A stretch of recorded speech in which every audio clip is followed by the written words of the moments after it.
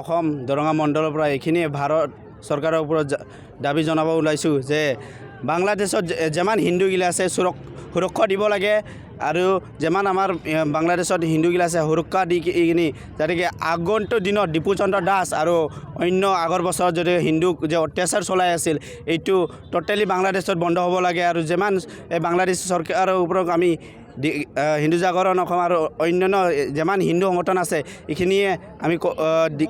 ধিক্কাৰ জনাব বিচাৰিছোঁ যাতে কি এইগিলা যদি আমাৰ হিন্দুক যদি সুৰক্ষা দিব নোৱাৰে আমি নিশ্চয় আমি নিজে যাই কিনি বাংলাদেশক এটা ঘটনা বাংলাদেশত সংঘটিত হৈছিল আপোনালোক সকলোৱে জানে। হিন্দু যুৱক নিৰপৰাধী যুৱক এজন খুব ভাল ব্যক্তি ডিপু চন্দ্ৰ দাসক বাংলাদেশৰ মৌলবাদী শক্তিয়ে মিলি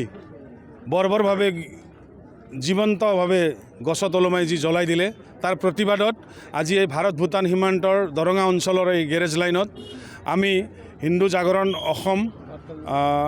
RSS আৰু বিভিন্ন হিন্দু সংগঠনৰ সহযোগত এটা প্ৰতিবাদী কাৰ্যসূচী আৰু পুত্তলিকা দাহ কাৰ্যসূচী আমি ইয়াত আয়োজন কৰিছিলোঁ আৰু এই কাৰ্যসূচীত এই অঞ্চলৰ আমাৰ সমূহ ৰাইজৰ উপস্থিতি আমি পাইছোঁ আৰু আজিৰ এই কাৰ্যসূচীত আমি বাংলাদেশৰ ইণ্টাৰিম চৰকাৰৰ চিফ এডভাইজাৰ মহম্মদ ইউনুছৰ পুত্তলিকা দাহ কৰাৰ লগতে বাংলাদেশৰ হৈ থকা হিন্দুৰ ওপৰত যি অত্যাচাৰৰ প্ৰতিবাদত আমি ভাৰত চৰকাৰ অসম চৰকাৰ তথা সমূহ এজেঞ্চিলৈ আমি এটা বাৰ্তা পঠিয়াব বিচাৰিছোঁ যাতে হিন্দুৰ ওপৰত সুৰক্ষা হয় আৰু এই যি ডিপু চন্দ্ৰ দাসৰ হত্যাকাণ্ডৰ ন্যায় আমি যাতে পাব পাৰোঁ আৰু বাংলাদেশত থকা হিন্দুসকল যাতে ভৱিষ্যত দিনত সুৰক্ষিত হয় তাৰ বাবে আমি এই প্ৰতিবাদী কাৰ্যসূচী লৈছিলোঁ। নমস্কাৰ। আজি আমাৰ এই যোৱা কিছুদিন পূৰ্বে যে বাংলাদেশক ডিপু চন্দ্ৰ দাস নামৰ এজন সনাতনী ধৰ্মী লোকক যিদৰে বৰ্বৰ অমানৱীয়তাৰ দৰে মানে গণপ্ৰহাৰ কৰি আকৌ তেওঁক গছত জ্বলাই যি মাৰিছে, আমি আমাৰ ভাৰত চৰকাৰ নৰেন্দ্ৰ মোদীক আমি আমাৰ প্ৰধানমন্ত্ৰী নৰেন্দ্ৰ মোদীক আমি জনাব খুজিছোঁ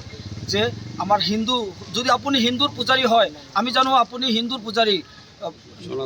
सनातनी पुजारी नरेंद्र मोदी से हम बोलना चाहते हैं कि मोदी जी आप तो सनातन का पुजारी है, तो प्लीज़ इस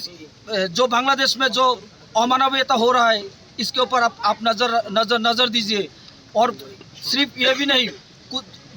दो चार दिन बाद उधर हिंदू का हत्या हो रहा है, ये तो हम लोग सोशल मीडिया में देख रहे हैं। मोदी जी आप हिंदू का पुजारी, हम लोग आपको भरोसा करते हैं, लेकिन आप